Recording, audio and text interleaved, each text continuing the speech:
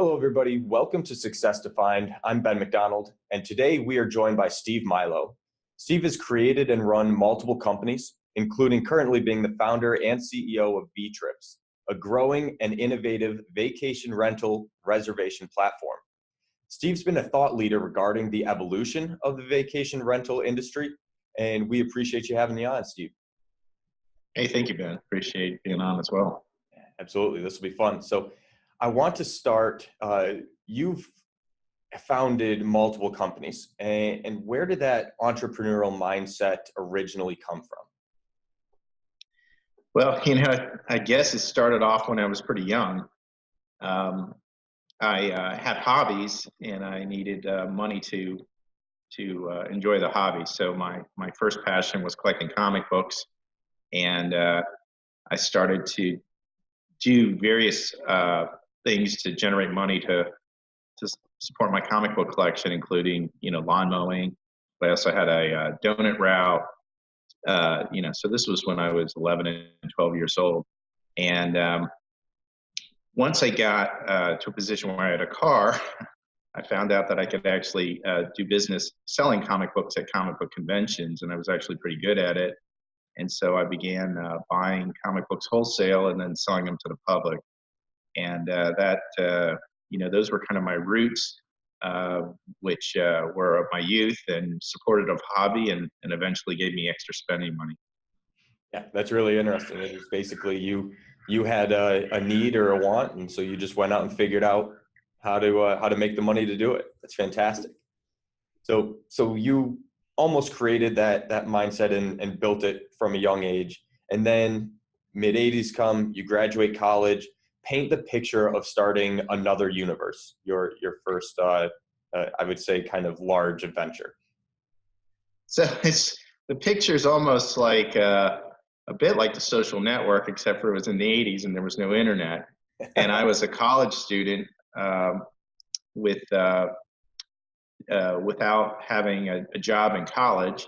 I needed to pay for some of my tuition and other expenses. And I had this comic book collection, but obviously it was impractical to be going to comic book conventions in college. So I started to post ads on newspapers and collectible sites for mail order, and I started to build up a mail order business in my dorm room. So by the time I was in my second year of college, there was so much UPS traffic coming into the dorm that apparently one of the students blew the whistle, and I was in the dean of students' office. So I mean, the roots were essentially, I was driven by money. I built a business that I was able to really take outside of college. I mean, by my fourth year in college, my senior year, I was generating over $100,000, and it was all mail order. And then I, started another universe full time once I graduated. Yeah. Wow. That's really interesting. So quick side note, I started my first business as a sophomore of college, and it was kind of go to class, then come back from marketing class and apply it straight to the business plan and kind of figure it out from there. So I love to hear that. So you did that and then evolved it when you graduated. What was your original goal? Maybe not day one in the dorm room, but once you graduate and you try to establish a long-term business or vision, what was that original goal for you? Well, I mean, it really started off just basically trying to maximize money to buy things like houses and cars and material goods. I wish I had thought a little bit more about the business and where it was going to go, but it kind of evolved around me. I was pretty good at taking advantage of opportunity, and the comic book industry was flourishing in the early 90s, and we built up a sizable business selling. It actually became more than comic books. It was fantasy and science fiction and all kinds of collectible items through the mail. And we ended up opening retail stores, which was not the best decision. But the one thing that we also did which is how it propelled me into the future, is early on in 1996, started the first e-commerce site for comic books using what became the Yahoo store, and began to sell comic books via a website. So it was a fascinating evolution. And, you know, if I had more of a plan, probably in the early 90s, I would have moved to Silicon Valley, done a pure play, and, you know, maybe I'd be, you know, one of the multi-billionaires right now. But, you know, at that point in time, I was in the Washington, D.C. area, and, you know, leveraging technology. Yeah. Well, maybe social network would have been made around your story instead. So That's right. That's right. I was a little too early, but I was, you know, it's interesting because, you know, the roots of some of what I've done is understanding direct response to the consumer and the discipline of that before there was an internet, and then evolving the internet. So, I mean, I think I have fundamental skills where direct response is a real business. Obviously, you know, you don't really have catalogs anymore. Now you have e-commerce, but it's all based on the fundamentals of taking a look at your customers, your leads, how you convert, and how you you know, your spend and your lifetime value, and your ROI. And you know, all of those disciplines were built through catalog marketing, and then I applied them to e-commerce, and I'm still applying them today. yeah, yeah, no. So you said at first it was the goal was to make money, right? By the physical things and stuff like that. Right. But your first business was also around a passion of yours, right? Like comic books from an early age was something that you were interested in. So I I hear all the time different perspectives of pursuing passions versus pursuing things that you can monetize. Uh, when you look back at this first business, what was the balance between the two in your kind of decision making of passion versus money? It was a combination of both. You know, and I think that's really ultimately the question you asked is what's most important, is that you have to like what you're doing. Right. You know, I think it's hard if you don't like what you're doing to succeed long term. So, you know, I really enjoyed the product. I mean, I've met so many people. We made so many people happy.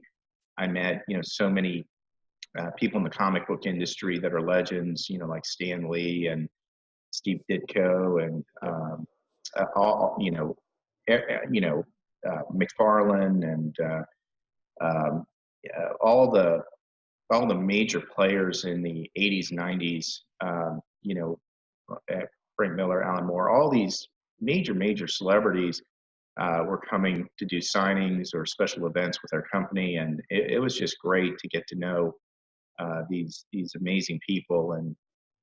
And so, you know, there was that benefit, and then you know, I felt good about what we were doing. I mean, we had product that we were able to get to people, some people in very small towns and cities throughout North America, and you know, they just love the product. Right. Yeah.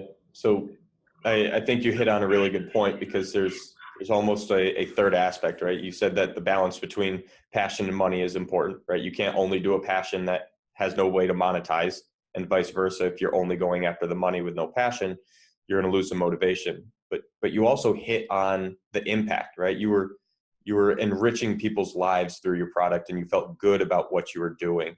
Um, when did you really see that impact, and did you try to kind of surround your business plan to have a greater impact on more people?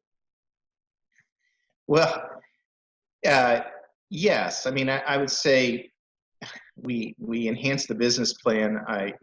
You know, part of opening up retail stores was the thought that, you know, taking this to retail stores uh, would enhance the product offering. You know, retail is a very tough business, and you know, I certainly would say one of the learning experiences is that is not a business you want to just get in without having deep experience. But I mean, the stores were really, you know, people would come to the stores. We had events, we had signings. I mean, we had you know, the wedding of Cyclops and Jean Grey with the X-Men at one of our stores that got, you know, unbelievable media coverage. I mean, you know, we had costume characters. I mean, anything you could think of we had, because, you know, it was well respected in the industry, and these celebrities would fly in and do these signings. And I mean, we would have, you know, lines out the door, and it was tremendous. So, you know, that was something that was great. It's just that retail stores were not the most profitable business to be in. Yeah. And, you know, that's one of the lessons I certainly learned the hard way, is not every business is the right business. Even if you're passionate about things, you've got to really take a look at, you know, the cost structure and your ability to actually make a profit, which is what you have to do if you're going to succeed long term. Right. Yeah. No, that's a great point. If you don't have a way to monetize it, then it's really a hobby. It's not a business. So That's yeah, right. great. And also going from direct mailing into retail and then to e-commerce, obviously you have different expenses, and e-commerce opened up an entirely new world for you. And you've thrived in the changing environment of e-commerce. So let's start to dive a little bit deeper into the e-commerce side. You said you went online, what, 1996? Is that what you said? Yes. Okay, great. And when you made that decision and you started going online, I guess take us into what that looks like at the first really beginning stages of the e-commerce world.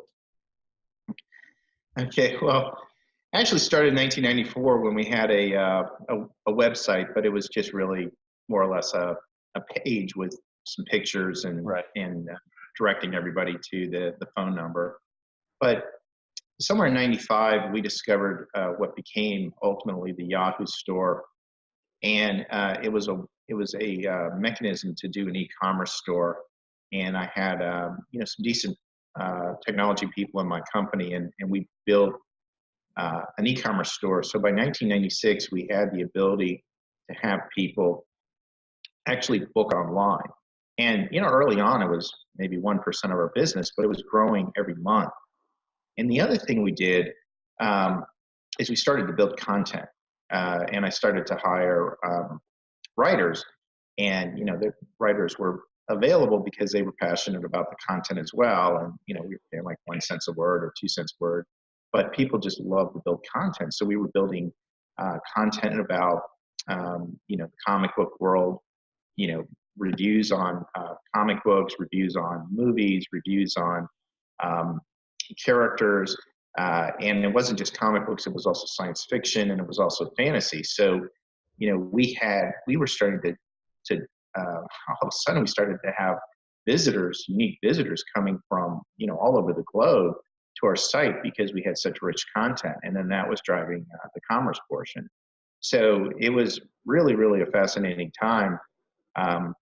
And obviously, you know, that was the '90s, and things have become supercharged in the last decade with the superhero franchises. Yep. My follow-up was going to be, how did you attract people to your website? But you already nailed it. The creating valuable content is going to organically bring people there because they're interested in what you're talking about. Did you do, in those kind of mid to late '90s, did you do paid advertising for this business? Online, I mean? You know, this was way before Google Right.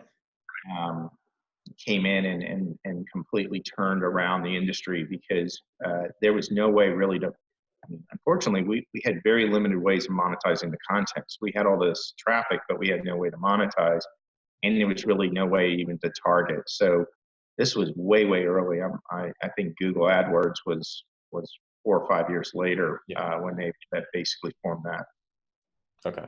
Yeah. So when that came around, and you're right, I think it was late '90s, early 2000s. Did you jump on that bandwagon right away, or did you keep trying to just bring people in organically? Well, we're bringing people in organically, and you know what happened is, um,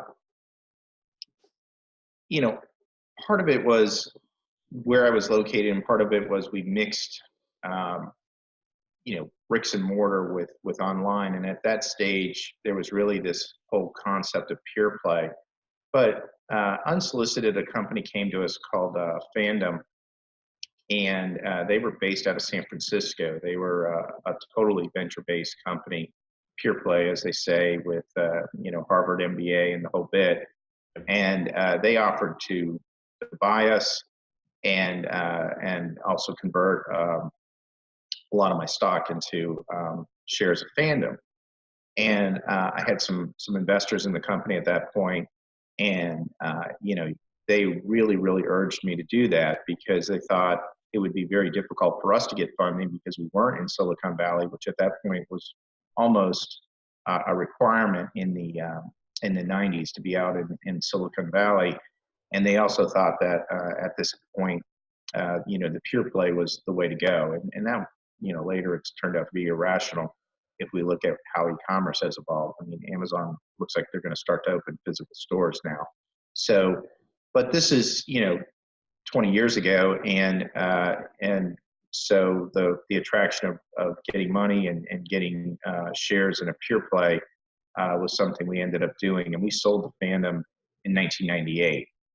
Fandom took over. They had raised $50-60 million. I mean, just on a pitch book, right? Yeah. And I came out and spent some time in Los Angeles with them, and it became very clear to me as I was involved with some of the discussions with venture capitalists that if you're going to take money from venture capitalists, you have to stick to your guns about your concept, because the venture capitalists kept pushing them from the original concept, Fandom being, content, great content, different sites, kind of like another universe, but, more supercharged with a lot more money. What they did was they essentially bought up a bunch of fan sites, which was a brilliant play, right? So they bought the top Star Wars site and the top Star Trek site and the top Tolkien site, for Lord of the Rings, et cetera, et cetera. So they bought these top sites and they pulled them together into a network, similar to what's going on with sports networks, and they created a network, and that was brilliant. Where they ran into trouble was the venture capitalists said, well, this is only a couple $1 billion idea. You want to get it to multiple billions, 10, 20 billion, you're going to have to create a network. And they literally started pushing them to do real-time video content back in 98, 99, at a time when the bandwidth, the technology just wasn't there. Right. And I mean, they blew through $50 million very quickly. They had a burn rate about $2 million a month. And then, as we know, in late 99, the window shut. And, it was the technology bubble burst. The companies that had these burn rates without having a lot of cash, they went out of business, and Fandom went out of business and shuttered somewhere in 2000. So it was it was almost a surreal experience, kind of watching what was going on with Fandom and the venture capitalists. In terms of lessons, there's a lot of lessons to be learned on that front. And when they had that struggle and eventually went out of business, did you still have shares in Fandom at that time? Yeah, my shares became worthless. Right.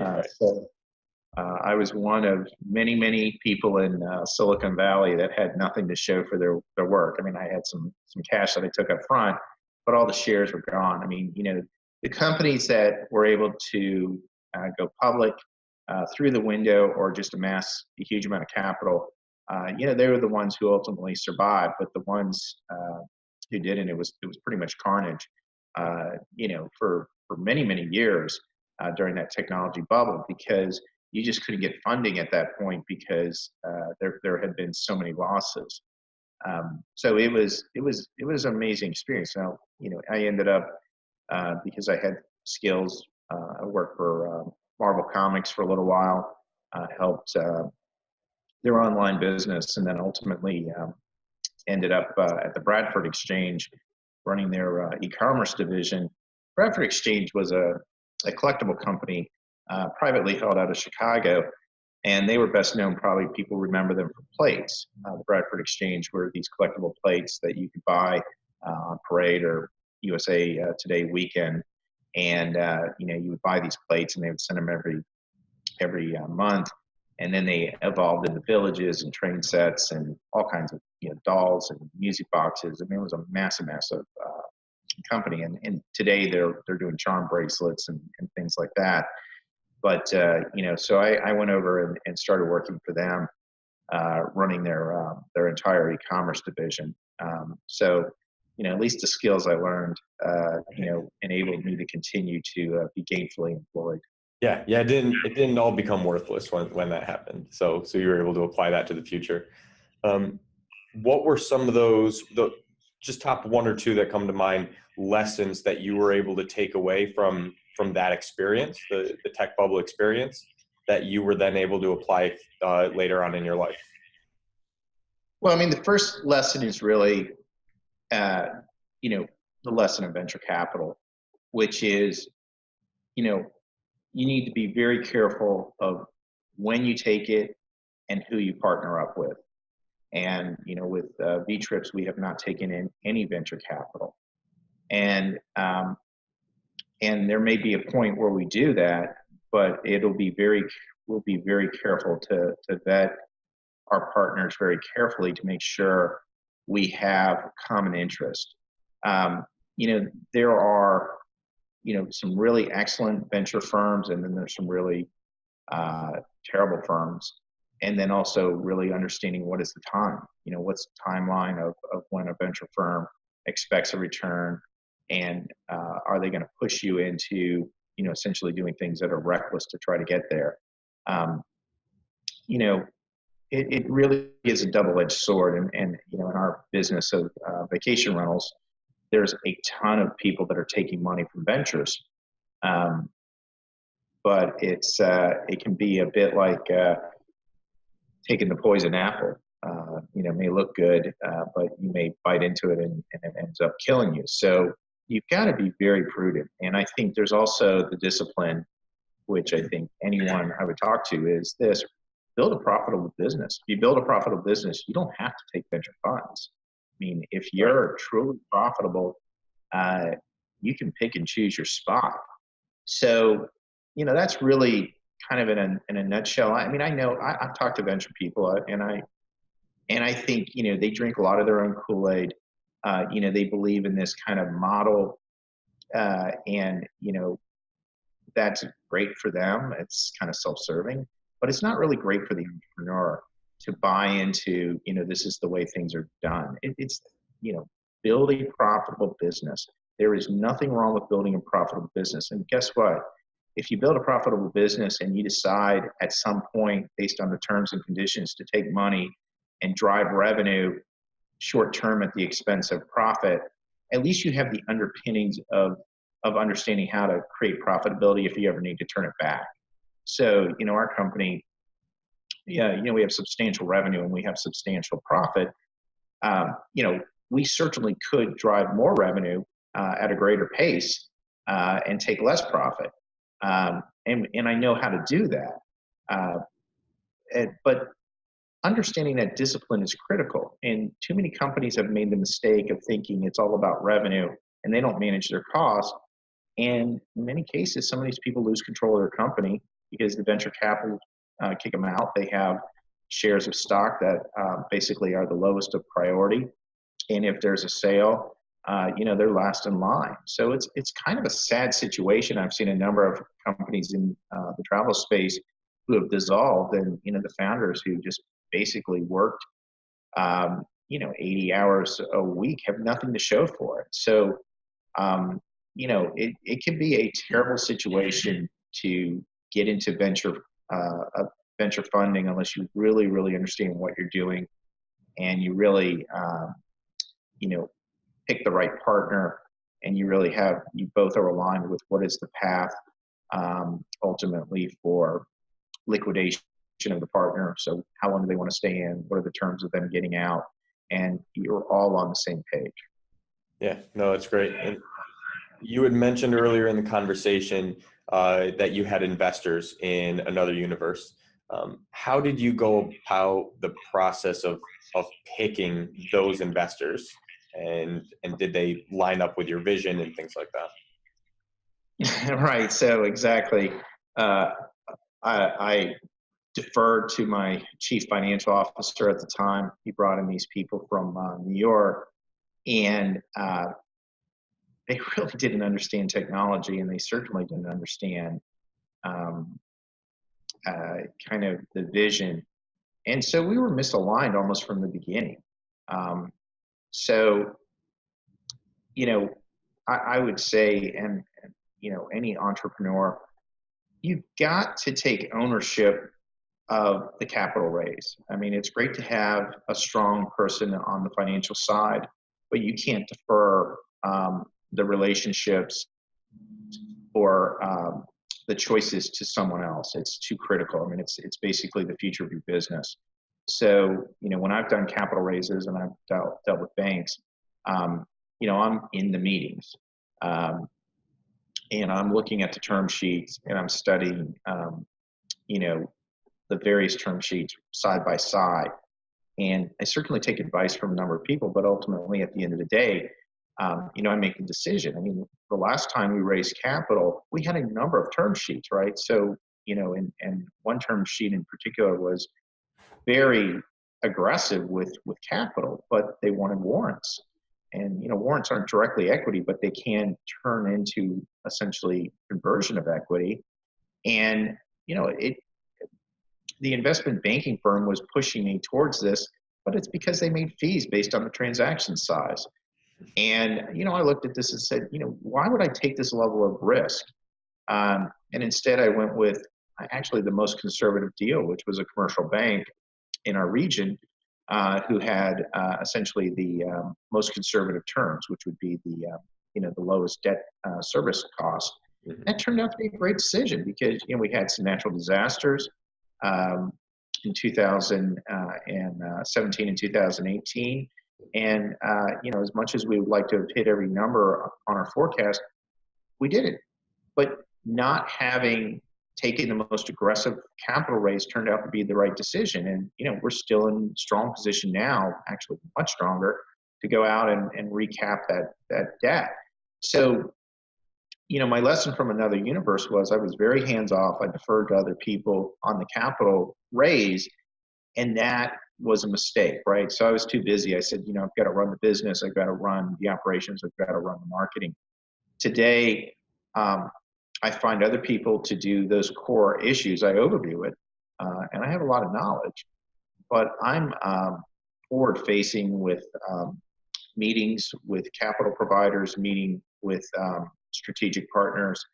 You know, I go out on the circuit and I network tremendously, and you know, that network turns into a number of really strong business relations, and those are things that it's very very hard to do um, if you're getting it kind of diluted through someone else. So I would urge anyone who's ever looking at raising capital to not defer it to someone else, but to be very involved in those conversations and make sure you know exactly what you're doing, who you're getting involved with, because it's going to be very, very hard to get uninvolved with people, particularly if they're a venture group. Right. Well, because it appears that it's a financial decision, but it's not. It's a relationship decision, right? Because you're getting into business with these people, and if you're misaligned, then it's doomed to steer in the wrong direction for one of you, right? So That's right. It's a lot easier to get rid of a bank if you don't have the right relation with the bank than a venture firm, right? So, you know, we've had a couple different commercial banks. We'd like to stick with one. Hopefully, we'll find one that will be with us long term.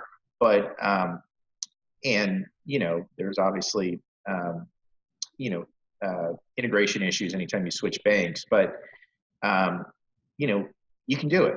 A venture firm that's tied in, you know, to your into your shares, and you just can't exit them, and so you're stuck.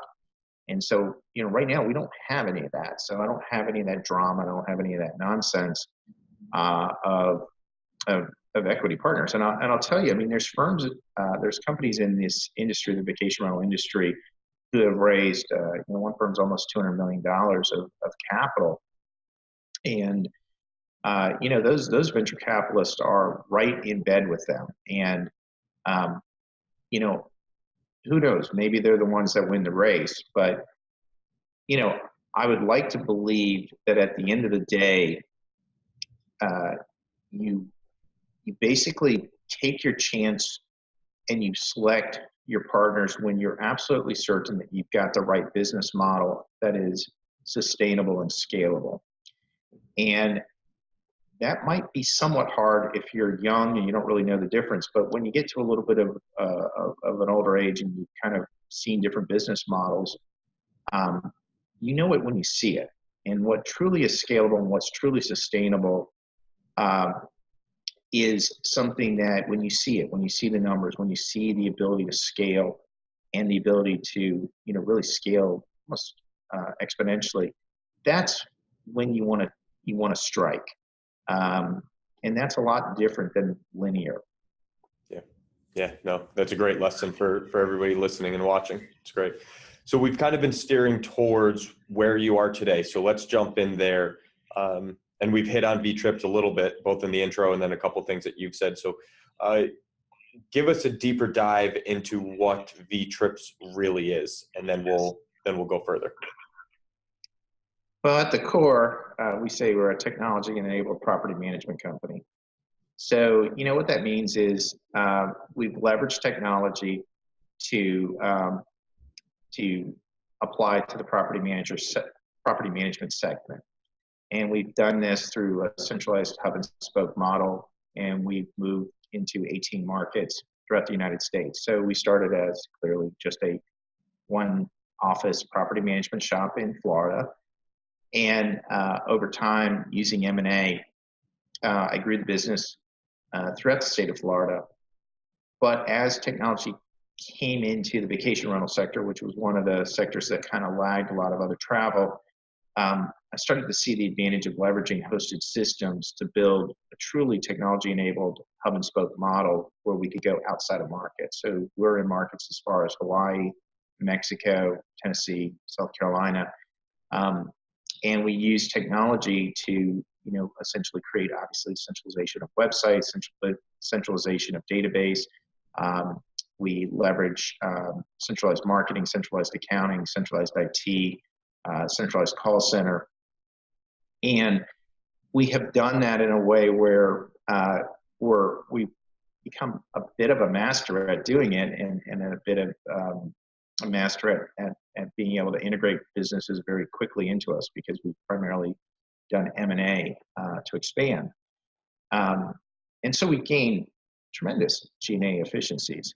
But the other thing that we've done, and it is harder than it sounds, although the companies that, kind of have the next level of kind of thought are able to do it, is we take a look at the revenue, how the revenue is coming in, and where we can potentially enhance fees to the company. So things like, we charge a cancellation fee. Some of the companies we may acquire had never charged a cancellation fee. Well, cancellations happen in travel, and consumers understand that there's going to be a cancellation fee, particularly if you have an airline or a hotel in some cases. We have added travel insurance. Well, travel insurance is just an extra additional income stream. And look, it helps, because if the guest has a problem where they can't come on vacation, or they have a medical emergency, the travel insurance comes in and steps in. And it's extra revenue stream. We charge, instead of a refundable deposit, security deposit, which was really the norm 10 years ago in the vacation rental industry, we charge a non-refundable damage waiver fee. Well, that's great because the consumer loves it, because their money's not tied up in a security deposit where they may or may not understand or trust what the rules are. And now it's just a non-refundable fee, which covers them for any incidental damage. So these are different things we do. We're able to build that book of business and really drive more revenue out of it by really understanding them with, the underlying numbers. And, at the end of the day, vacation rental lodging is a component of hospitality similar to hotels, but different, certainly more flexible. At the end of the day, how you manage your G&A and how you manage your revenue is what ultimately is going to decide if you're uh, sustainable and scalable, right? So understanding how to manage these cost components, how to actually drive profitability becomes the key. And that's really where VTrips has evolved to. Yep. You had a large history of e-commerce, right, which directly relates to what you're doing, but also to collectibles. So what attracted you to rental properties, property management, things like that? What attracted you to that in the first place? Well, I'd say it's like almost similar to comic book business. I kind of fell into it. So I've enjoyed vacationing. When I was in Chicago working for the Bradford Exchange, I got my first vacation rental, and I couldn't find a property management company to manage it. Um, this was right after 2001, and so there was a recession, and people weren't traveling. And so I said, well, I'm in this industry. Why don't I just build a website? So I hired a company off a site called Rent-A-Coder, um, and we built a website, and that became what was Vacation Rental Pros. Vacation Rental Pros was the original name of the company before we evolved the VTrips. Um, and I started to get, and I was just doing this at night and weekends, but I started to build, links, and I started to get all this organic traffic coming to Vacation Rental Pros. I started to have so much more demand than I had. That's why I only had one house. So then I bought another house, and then I bought another house. Well, after a while, I said, there's only so many houses I want to buy. And I had friends who said, well, can you rent my property? And I said, well, not really what I want to do, but I'll do it as a favor. So here I am. I've got a full-time e-commerce business, and I'm moonlighting, and I'm managing. At the peak, it was crazy. I was managing like 20 properties, and finally, it just got to a point where I'm like, I've got to, do this full time. Right. So that's really what happened. But with vacation rentals similar to comic books, I really like them. I mean, it's a great product. You get houses, condos, that are decorated, that are really a great value for the consumer. You're really enriching people's experience because they're traveling with their family. They have a living room, they have a dining room, there's outdoor space where they can all get together. So it's really been a great experience for the consumer, and it's a great experience as well because they pre-book these things way in advance. There's really almost similar to the Bradford Exchange, almost a continuity element to this, where you can pretty much predict over time that the units will have a certain level of occupancy, and so where the magic is how much more yield management you can do with the rates and the shoulder seasons and the off seasons for additional occupancy. So it's an amazing business. Yeah, absolutely. And it really just goes back to 11-year-old Steve. You had a problem, you were passionate about it, and you use your entrepreneurial mindset to find a solution for it and create it for yourself. Now, the fact that it evolved into a legitimate business is same thing, very similar to what happened a few years later when you were younger, coming into a business that related to that original problem that you solved. So that's fantastic. So you had mentioned earlier the flow of competitors, right? All these different people trying to do different versions of what you're solving. What's your differentiator? What's your kind of competitive advantage? So, the interesting thing about the sector is alternative accommodations. 10 years ago, there was about a 10% category awareness. Now it's closer to 40%. And really part of it is, Airbnb is, just gained so much capital over time that, they've built a tremendous amount of category awareness. And then HomeAway went public, and HomeAway ultimately ended up selling to Expedia and now Booking.com. So you've had and we really can uh, really center on Airbnb. You've had so much capital that has come in um, to what was considered to be, vacation rentals, now called alternative accommodations, um, and it's driven eyeballs, right? So category awareness has really, increased by 400%. And we're still in the early stages. So all of this capital came in. Airbnb's raised billions and billions, and they're potentially going to go public this year. And it wouldn't surprise me if they'll have a valuation similar to Uber. Uber's looking at close to 100 billion valuation. So we've had all this capital come in on the demand side. Well, now all of a sudden, capital's starting to shift to the lodging side, what I call the supply side, the e-commerce side. And so there's been a handful of companies that have gained some pretty significant capital raises.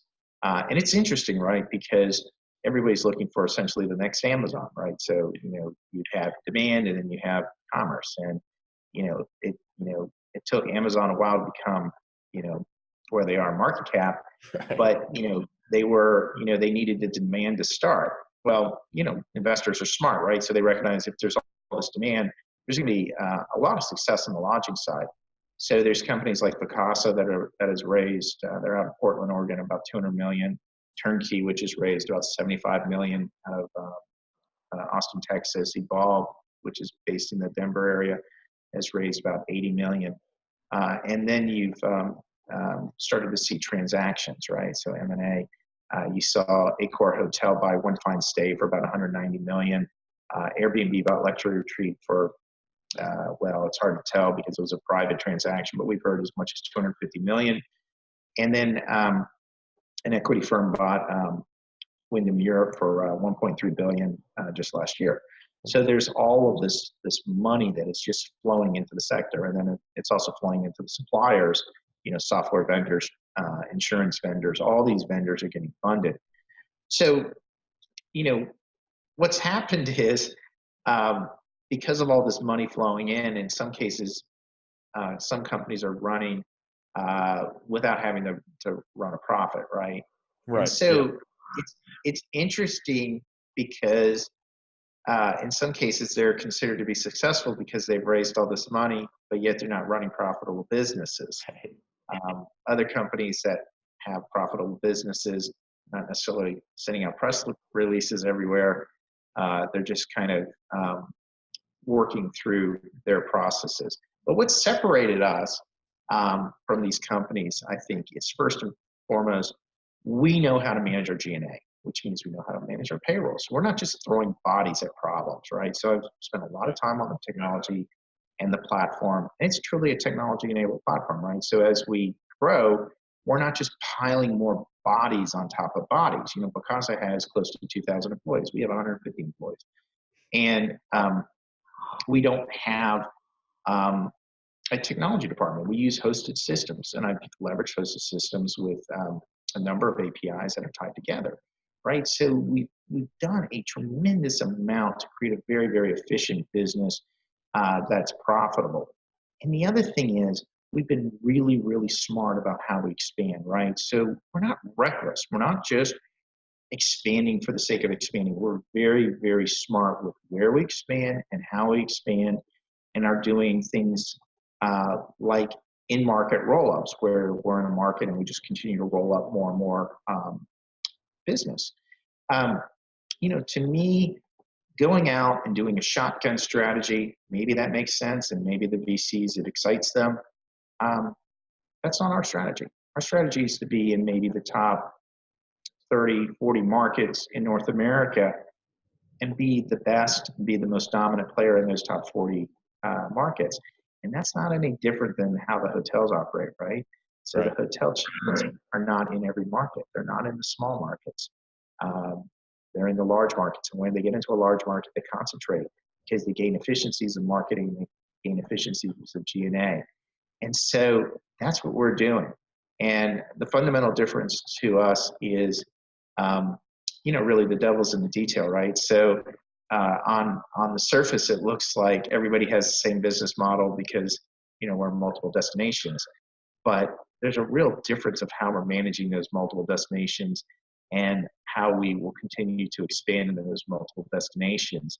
And I think it's really going to be interesting 5 years from now what people write about the subject, because I think clearly we're going to see a lot of people take a look at what was funded and really scratch their head as to what people that were funding were really seeing or thinking.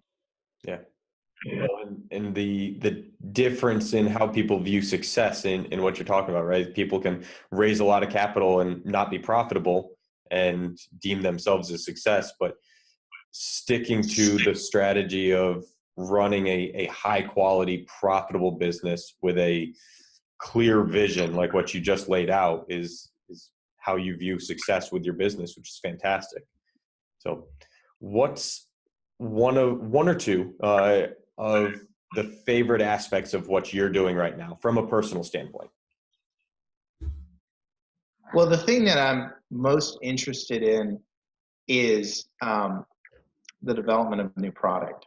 So I've aligned myself with some developers, and we're building brand new vacation rental product. And I'm most passionate about product because I think it all starts with product. And if you have retrofitted vacation rentals, in other words, maybe condos or homes that were never meant to be a vacation rental, but they ultimately became a rental, or they're just really outdated, old. That's part of the problem, right? Consumers want things that are new, or certainly a segment of consumers want things that are new. And if you purpose build from the beginning a product and it has the features that consumers want, which it's, private bathrooms, bigger living rooms, bigger kitchens, a game room, family room, circling heated pool that's private, maybe an elevator. These are all things that consumers want, but there's not enough supply, right? So aligning ourselves with developers to build this inventory really has been a passion of mine. So it's a strategic initiative of mine, and we're doing it in one major market. And, I think it's going to be very, very scalable. Nice. That's great. I love it. Now I want to flip on the other side. That's some of the favorite things you're pursuing, but business owners, you go through struggles every single day, right? There are different hurdles that we all have to face as business owners. What are one or two of your pain points right now that you're dealing with?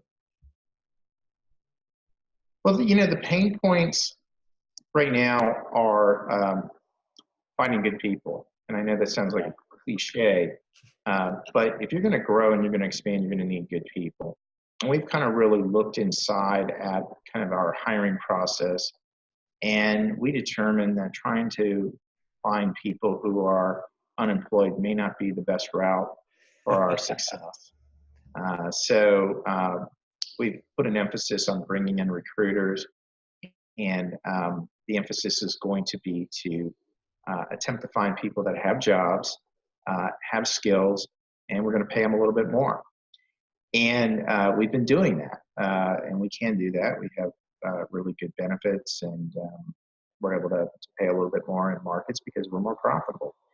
And, I think it's going to long run really enable us to move forward and get out of this kind of cycle of, churn, which is really very costly to have people that are just kind of like a revolving door where they come in, they don't work out, they leave, bring someone else in. So we're trying to really focus in on churn.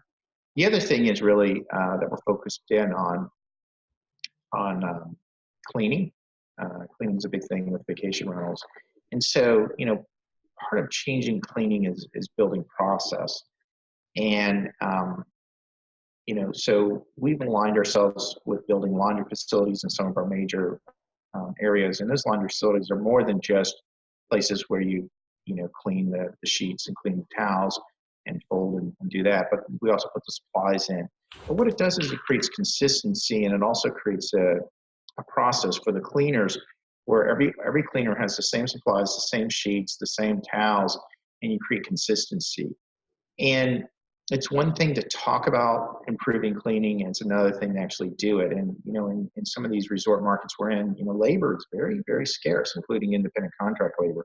So if you can make the cleaner's job easier by having sheets and towels and supplies all packed and ready for them, and all they have to do is come by and pick it up, that really makes it possible to, win those independent contractors to your side. So those are some of the pain points we talk about internally that we're executing on. I mean, we are executing on these things, and that's partly why we think we can scale the business. Because scaling the business is not just about growing the revenue.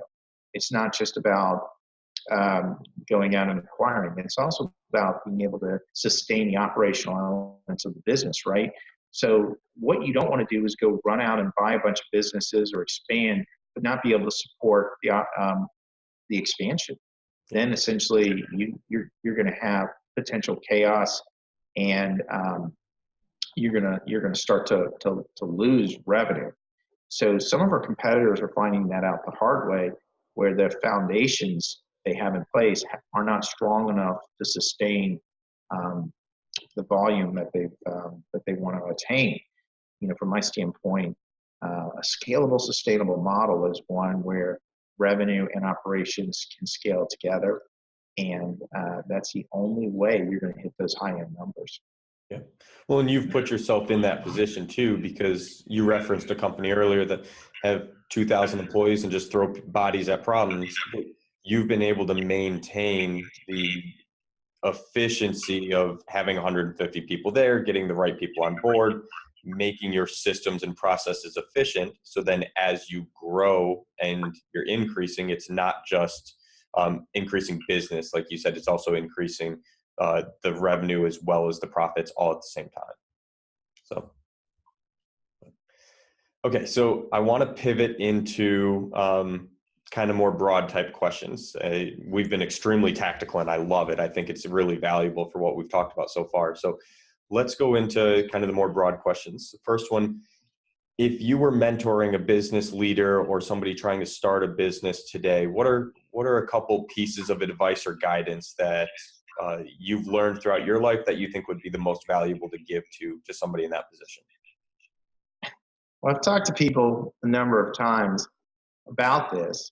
Yep. And sometimes it's not well received, but I mean, I'm a big believer in starting a business as a hobby or moonlighting, and kind of taking your passion and doing it at night and weekends and building the business that way. I get that there's certain people who say, well, I want to jump in with both feet. Well, the problem is, there's a lot of learning curve, right? And you can kind of overcome some of that learning curve by doing this, nights, weekends, etc. And actually, also build a book of business before you decide that it's now time to go from your full-time job into this. And just from a path to profitability, that is also, I think, a very important aspect as well, because here you are, you're spending time, you have the ability to kind of tweak your business model, particularly if you have a full-time job and you're doing it at night or weekends. So, that's really one of the things I've talked to, younger people about.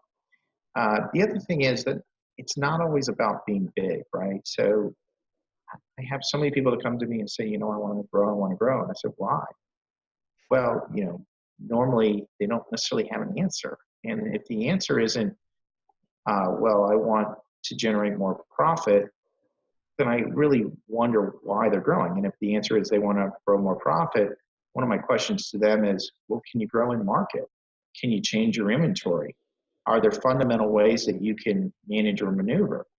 And one of the reasons why, partially why we grew as well, is we wanted to diversify some of our risk. And it's proven out to be very, very prudent. We're in the vacation rental industry. We were in the state of Florida, and Florida's prone to hurricanes. When I started to diversify before we got hit by 3 hurricanes in a row, that was very, very smart, because, our Florida business has clearly been impacted by 3 hurricane strikes. So going into areas that are diversified has really helped us. It's also helped us with our staffing because different places and locations we're in have different cycles for sales and service. So we're able to economize, um, you know, um, our staff.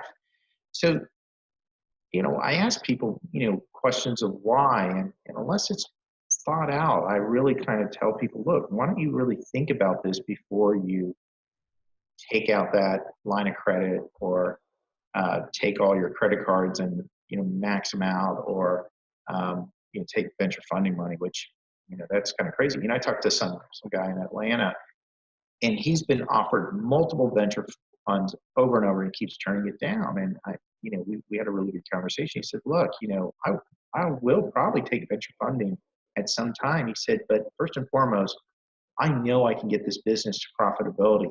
And when I get it to profitability, I will have better terms and better control over the business. And I mean, he has a plan, right? He doesn't want to lose this business to a bunch of venture people. And I really respect that. I mean, he's willing to put the time in. He has a path to profitability. He kind of went over how many more clients he needs to really truly get to a sustainable, profitable business. And then at that point, then he may take a look at bringing in an equity partner, but it will be with different valuation and different term sheets. I really respect that. Yep. Yeah, no, that's great. Okay, the next is, we've talked a lot about the kind of your definition of success when it comes to a business standpoint. So let's flip it to the personal side. How do you define success in your life?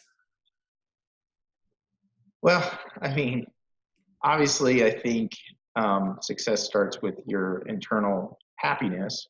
How do you feel getting out of bed? Do you have a passion to get up early? Do you have a passion to start working?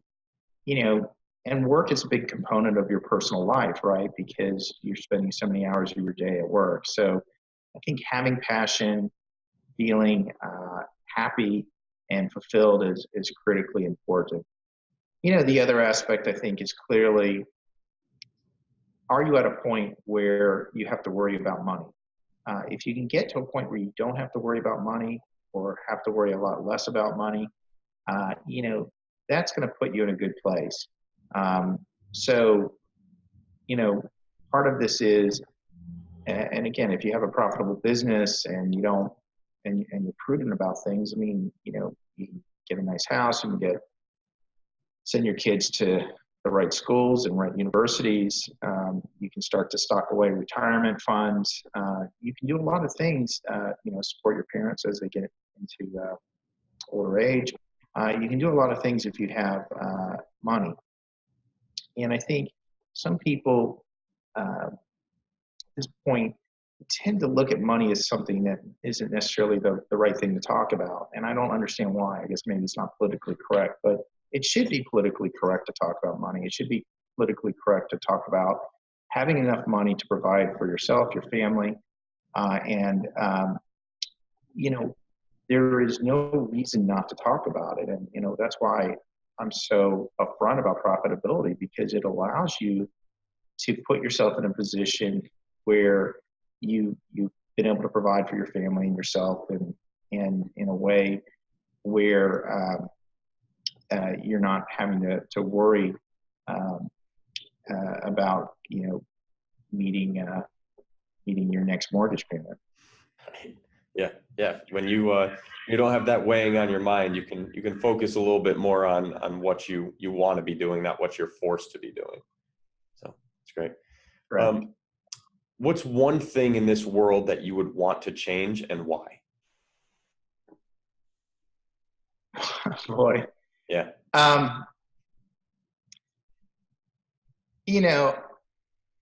It's interesting that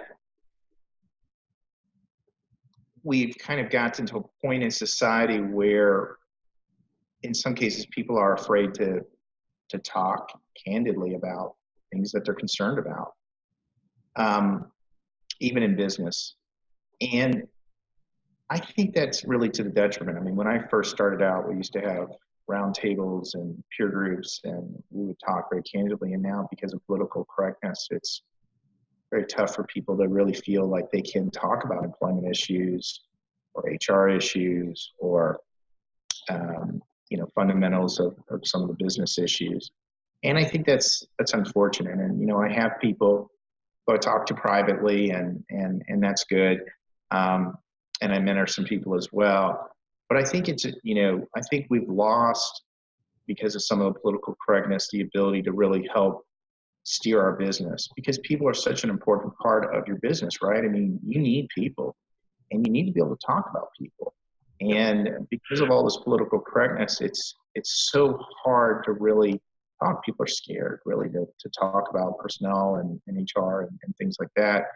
But people are a component of your business, and having the right people can be the difference between making your company a success or not a success. Yeah.